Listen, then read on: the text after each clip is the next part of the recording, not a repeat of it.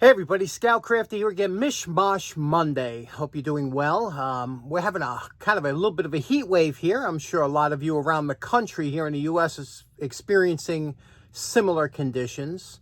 And New York heat waves are a little bit different than I'm sure the rest of the country. Because, you know, we have a lot of buildings and everything. The air quality is, you know, they say it's unhealthy to go outside because of and I'm sure Los Angeles deals with the same thing. A lot of big cities, you know. It's different when you go upstate and it's hot because you have all that fresh air. But, you know, in the city you're trying to... But one thing that's nice is, you know, air condition. I'm a big fan of air condition. Makes me think about when I used to go to the barber shop.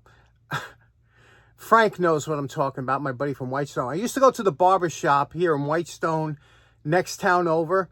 Two Italian gentlemen that were there since like 1960 or something. They were there forever. And they had this big old air conditioning unit above the door as you walked into the barbershop. And God forbid you didn't get in and out of that door quick enough. You know what I mean? Because you let all the hot air in or the cool air out.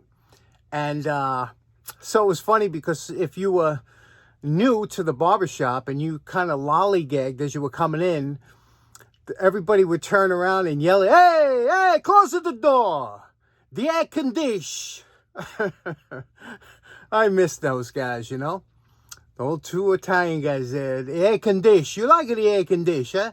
And we did. We loved it. We sat in there and you could look at your magazines and relax in the nice, cool air condition. But for those of you who have air conditioned home, it's a wonderful thing, as you know. And what I like to do when it gets real hot like this is during the heat of the day, like to make a little lunch or something and sit and watch a movie. And there's some great movies on YouTube available for free. One of them I think you might enjoy, that if you like Westerns like I do, it's called Marlon Brando. Marlon Brando was a great actor back in the day. And he did a movie called One-Eyed Jacks. And he not only starred in it, but he directed it. The only movie he ever directed. And it was a very interesting movie. I saw it years ago. But as you get older, you appreciate kind of acting more. Because there's not a lot of action in the movie. But there's a tremendous amount of good acting in that movie. And they had a lot of stars. Carl Malden. Remember Carl Malden? He was an interesting actor, and he did, I think, his best performance in this movie. So I'll have a link in the description if you want to watch that movie. It's free on YouTube. One-Eyed Jacks with Marlon Brando. If you're looking to spend a couple hours and relax and watch a good movie from 1961, I think you'll enjoy it. So that's something you could do on a hot day. We got a few things to get to today. I got a great padlock from my buddy Bruce Grattan that I want to get to, because I finally, after 3 months, more than that, got the key. And then also I want to have a discussion with you about crush washers. And let's get started right away. Okay, next up, about 3 months ago, my good buddy Bruce Grattan. You know him from all the tool meets. Bruce always brings something down for the show about, well, he brought down this beautiful master lock, number 17, one of my favorite master locks. It just is a beautiful size. It's a big lock, a hefty lock, a thick lock. And you could see here, compared to a number 7, you could see the size difference. It's a beefy, big lock. And the only thing is, it didn't have a key. Now, if you look on the bottom, sometimes at the bottom of locks, or the bottom on the key, sometimes it's printed. And you see that number 10T190? Now, what you're supposed to do, once you get this lock at home, you take an eraser and you erase that, so this way nobody can get that number or get the key, and then you use it for your security reasons or purposes. But thank God that number was still on there. However, getting a key was a little difficult. I wrote to Master Lock, and of course they won't send me a key, but what they did do is send one to Home Depot. So I had to pay for the key and the shipping and the Home Depot fee. So it came out to about $10 to get a key. So I got a key from Home Depot, brand new, but this is from actually Master Lock, brand new for this lock. And you can see here, watch this. Just absolutely beautiful, because this is cut to the actual code instead of being done on a machine, so it works absolutely perfect like a brand new key. So let's clean up this lock and put it back in service. Now, the beauty about these laminated padlocks is with a simple wire brush and a little bit of polish, they come out absolutely fantastic. Just make sure not to touch the plastic. And you know my favorite part, remember what it looked like before we started. And we're calling this project done. I have to tell you something. To me, this lock is so proportional. I love the proportions of this with this oversized thick shackle up here and just the way the body looks. This is a classic padlock for me, and you know I'm a big fan of master locks. It's like the everyday man's lock. Now listen to this, because of that thick shackle, and look how nice it comes out. Little hand polishing just with the wire brush. Listen to this, okay? Can you hear that? Listen to the sound. It's such a beauty, and the thickness. I'm telling you, if you ever get a chance to see a number 17 and hold in your hand and try it out, you'll be addicted like I am. Okay, for today's discussion, I would like to have a discussion about what they call crush washers. This is kind of a fairly new phenomenon. They used to be called regular washers or gaskets or sealing gaskets or sealing washer, but now they're called crush washers. And they are pretty much on most cars today, especially around the oil drain plug. And if you ever change your own oil, which I've been doing for probably 45 years, been changing my own oil. And back in the day, we never had a washer over the drain plug. It was just the plug seating against the oil pan. Interesting note, today's oil pans, especially on some cars like the Ford F-150, is a plastic oil pan. Can you imagine that? And they use a plastic oil pan with a plastic plug, a drain plug, which, if you're like me, old-fashioned, you say, what? That don't sound right. If a rock comes up and hits, that's going to crack it. Metal is much more durable than plastic, and already they've recalled a bunch of them for leak and whatnot. 20 years ago when I got my vehicle, that all of a sudden there was a crusher. You were supposed to replace this every time that you change the oil. Now, the reason I'm bringing this up is my buddy Rich, who has Snap Ring Chronicles. He recently went to purchase some, I guess he was doing an oil change or something on his car, and he went to get a crush washer, and they charged at the dealer $8 for one of these, which is a little bit excessive, as we all know. But so I started really researching these, because I said I want to talk about them because it's an interesting thing. And so what this crush washer does, apparently, when you have an oil drain plug, is you put this around the oil drain plug, and when you put it against the pan, this will crush a little bit, seating and sealing the drain plug from dripping. I tell you the truth, in my years of doing car and oil changes, I never had a dripping oil plug. And a lot of people strip them out, and I don't know how, years ago they used to be made of steel. It was much harder to strip them out. Today they're aluminum. So apparently this is supposed to help from stripping out the aluminum threads, which I think is a ridiculous design. Why would you make aluminum threads? You know what I mean? It's just, I don't know. So there are different types, okay? The one that Rich had was like an aluminum crush gasket, okay? Look like this.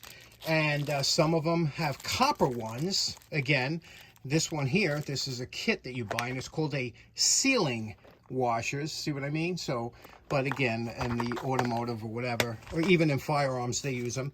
Now, interesting thing about if you have, this is a copper, okay? Now, when doing research for this, there's a lot of people that says there's a right way and a wrong way to insert these onto the drain plug.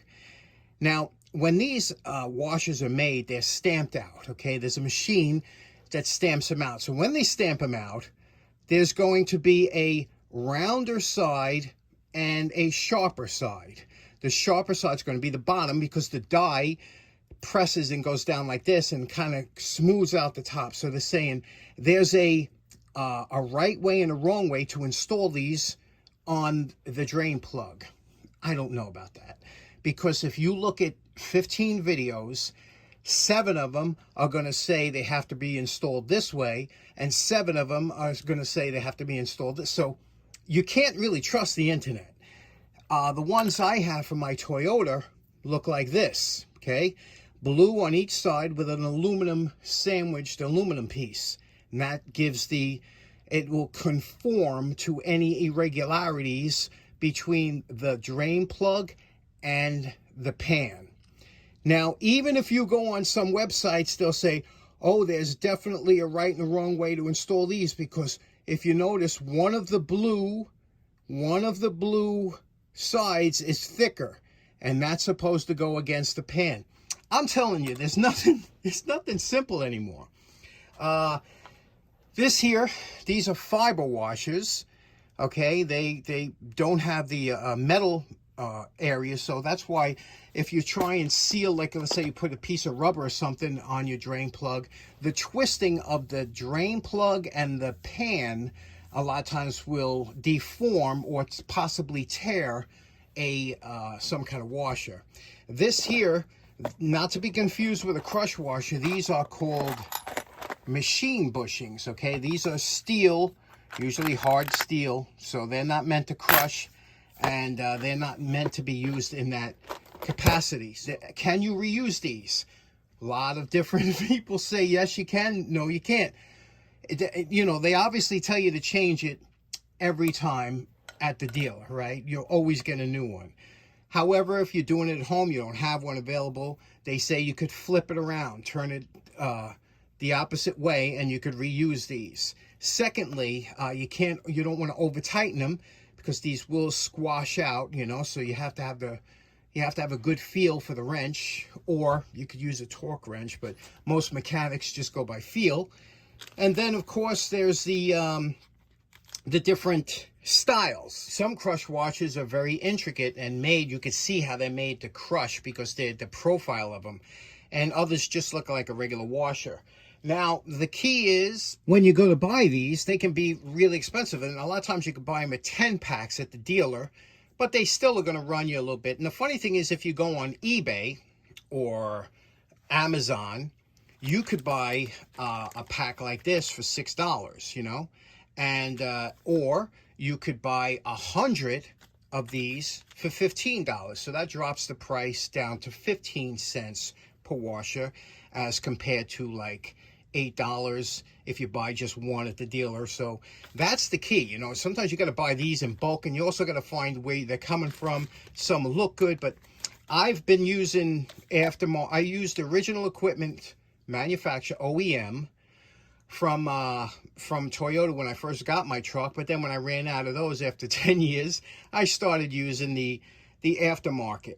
Okay, aftermarket are produced from a different, and they work fine, you know. But again, I never understood why there was a big, does anybody out there have any input on this?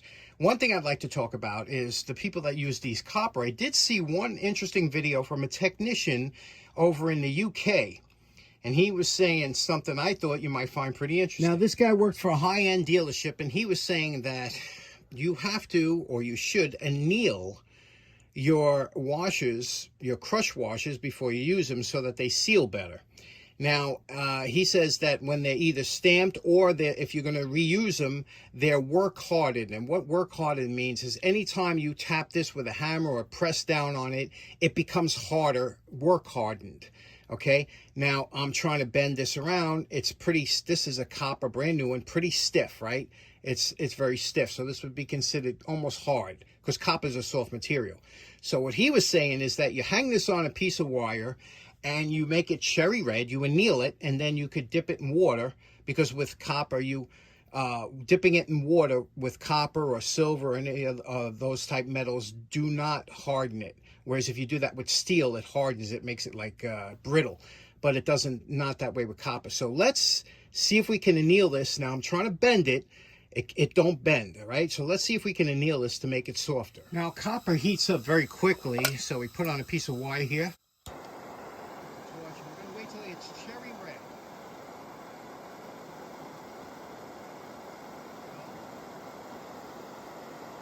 There we go. Okay, it's cherry red. Now we're gonna